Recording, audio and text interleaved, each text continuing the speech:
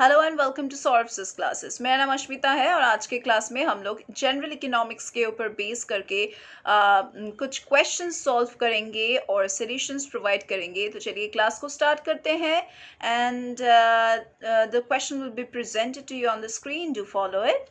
Now question number 11, as you can see, which of the following statements is false?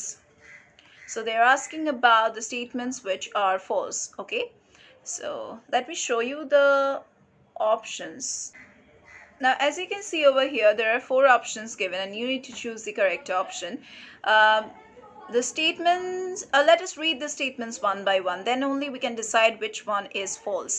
Number A is saying economic costs include the opportunity costs of the resources which is owned by the firm. No, it's okay, it's all right. Number B, accounting costs include only explicit costs. Okay, that's also all right. Number C, economic profit will always be less than accounting profit if resources owned and used by the firm have any opportunity costs. Okay, that is also correct. Moving on to number D, accounting profit is equal to total revenue less implicit. No, this is false. So your answer is number D. Now, accounting profit is basically equal to the total revenue less the explicit costs, okay, but not implicit cost, which is written in option D. So instead of implicit cost, it would be explicit cost. Let us move over to the next question. Question number 12. With a given supply curve, a decrease in demand causes what does a decrease in the demand in a supply curve causes? Okay, let us read the options. An overall decrease in price but an increase in equilibrium quantity. No, this doesn't happen. Number B, an overall increase in price but a decrease in equilibrium quantity. No, this also doesn't happen. Number C, an overall decrease in price and a decrease in equilibrium quantity. Yes, this happens. So your answer is number C. So number C is the correct option over here.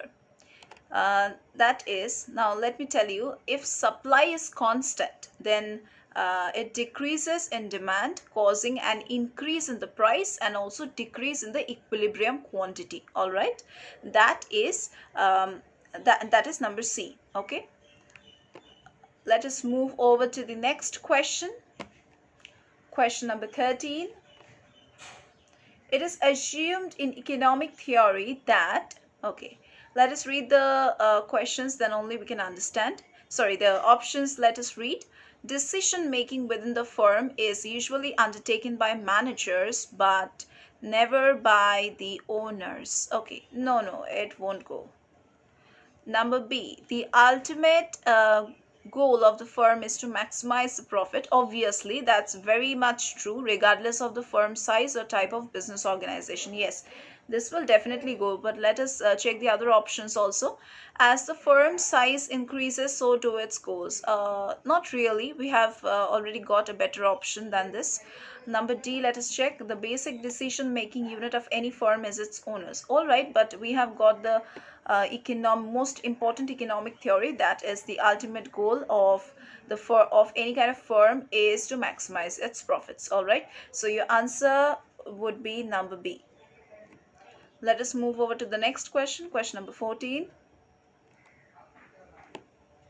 Assume that the consumer's incomes and the number of sellers in the market for a good A, the name of the good is A, both decrease. Okay, based upon this information, we can conclude with certainty that equilibrium.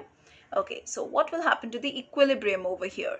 Here, see, since the consumer income is decreasing, the demand for the commodity will also decrease. And because of decrease in the number of sellers, the supply will also decrease. So as a result, the quantity demanded and supplied will also decrease. So your answer would be number D.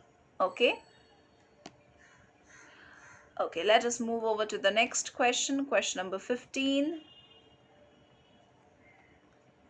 Suppose that the supply of cameras increases due to an increase in the foreign imports. Which of the following will most likely occur? Okay, Let us read the options which are given. The equilibrium price of cameras will increase. Not really. Number B, the equilibrium quantity of cameras exchanged will decrease. No. Number C, the equilibrium price of the camera film will decrease. No, not really. Number D, the equilibrium quantity of the camera film exchanged will increase. Yes, this one will be the answer. So number D is the correct option.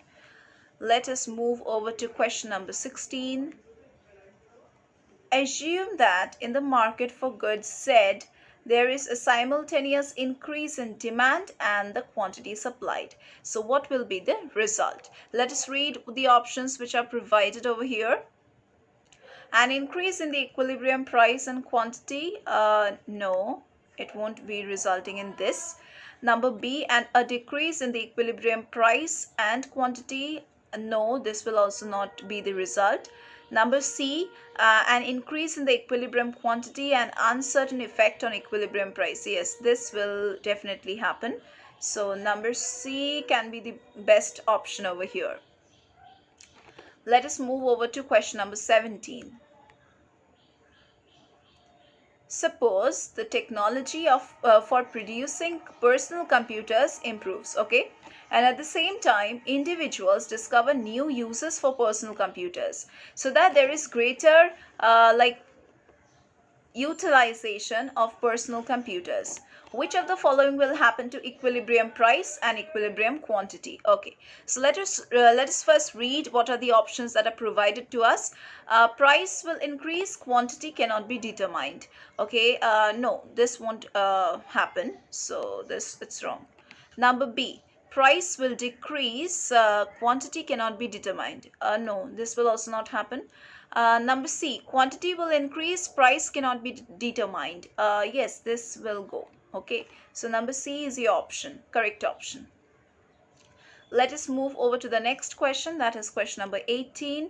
Which of the following is not a condition of perfect competition? So we have to find out which is not a characteristic of perfect competition.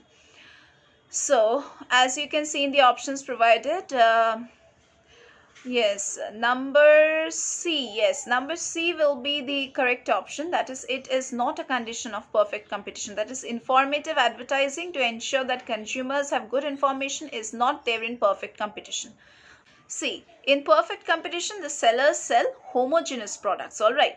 Thus, they do not need any kind of informative advertising to ensure that the consumers have good information. So that's why it is not a characteristic feature of perfect competition. All right, let us move over to question number 19.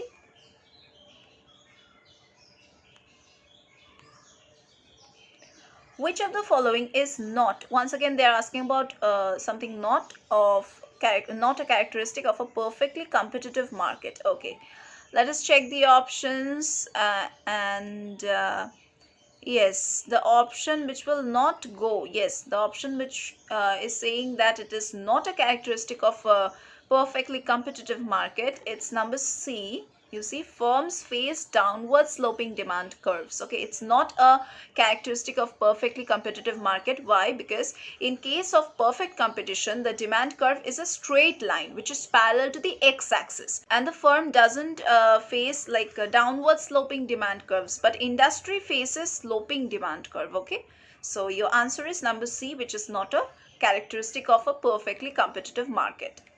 Moving over to the next question, that is question number 20. Which of the following is not a characteristic of monopolistic competition? So they are asking about a characteristic which is not going with monopolistic competition. Okay, let us see. Not a part of monopolistic competition. So from the options here, we can see that not a part of monopolistic competition. Okay, so number D, yes, number D, a homogeneous product is not a characteristic of a monopolistic competition market. Okay, why? Because in monopolistic competition, the firm basically sells differentiated things, but which are close substituted products also. Homogeneous products are sold in perfect competition. All right. So that's it. That was the discussion for today's class. If you want such discussions, you can do comment it below. And if you want to join our classes, you can just go over to the description box below. There you will get our contact number, website link, and then you can enroll yourself. Let me tell you something about our classes. We at Saurabh's classes provide live lectures, recorded lectures portal access, which is available to all the enrolled candidates 24/7. We also provide you with study materials which would be provided to you at your doorstep, and we will also provide you with mock test facilities, doubt clearing sessions, crash course facilities, scholarship facilities, and there would be solutions to the previous year's question papers, solutions to the unsolved papers, and sample papers. So if you want to get all these benefits, you can enroll in our classes for any kind of preparation of any competitive examination or any entrance examination preparation you can do with us. Okay, so that was the entire discussion for today's class. We're going to meet once again in our next classes.